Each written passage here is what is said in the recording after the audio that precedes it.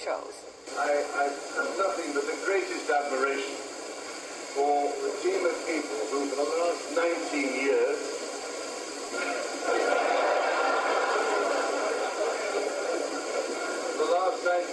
have been doing their utmost to produce this remarkable achievement, a tribute, I think, to all those incredible British engineering skills. The Prince of Wales asked God to bless all of those lucky enough to locomote behind the steam engine before revealing the name.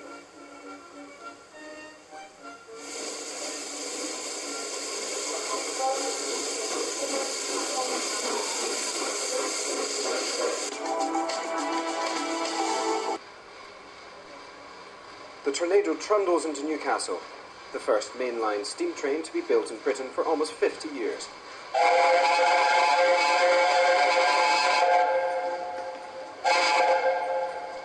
Seats on the journey from York were reserved for enthusiasts, who helped raise the £3 million needed by A1 Steam Locomotive Trust to build the engine.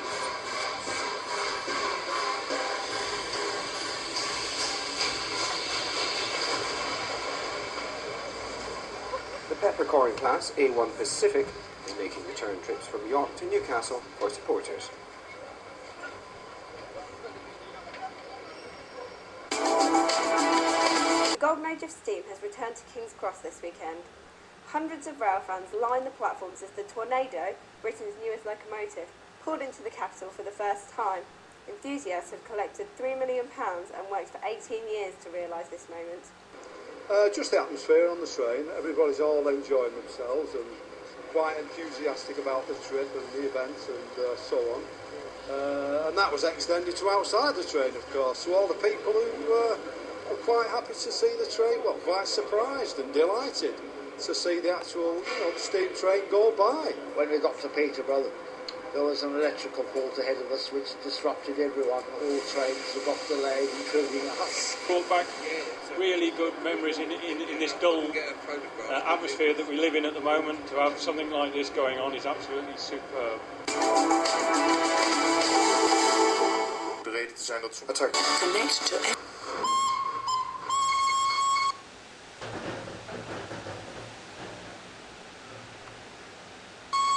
a sound once so familiar across Britain, a glimpse of the past for train enthusiasts. This is the first steam train to be built for a main line in almost 50 years, and she's just taken her first passenger voyage.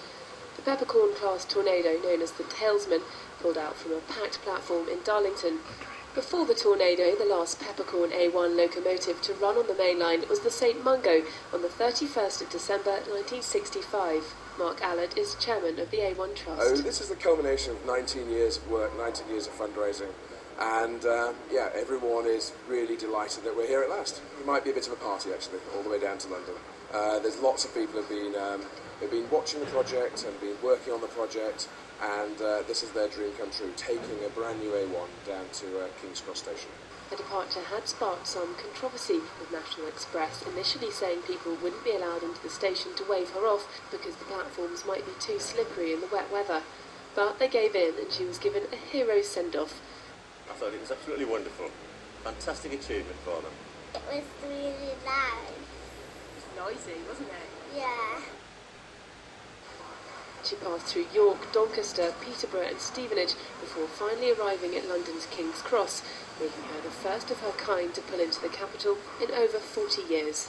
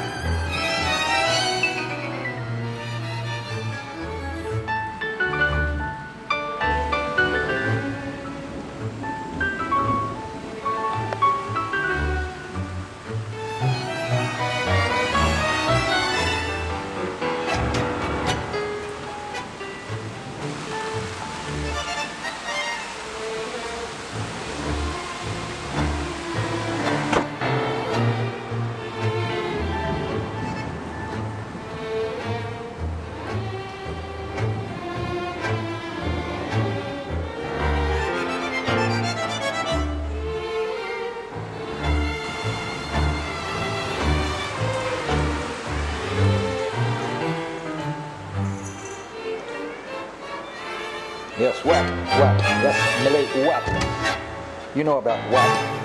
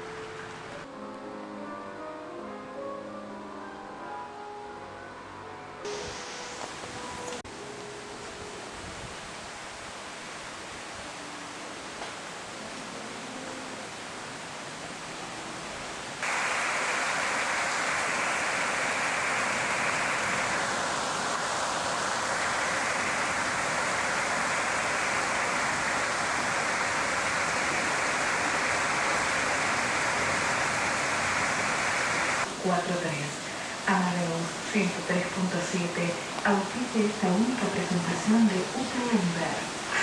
Llega la revista de Amadeus de Telemagazine.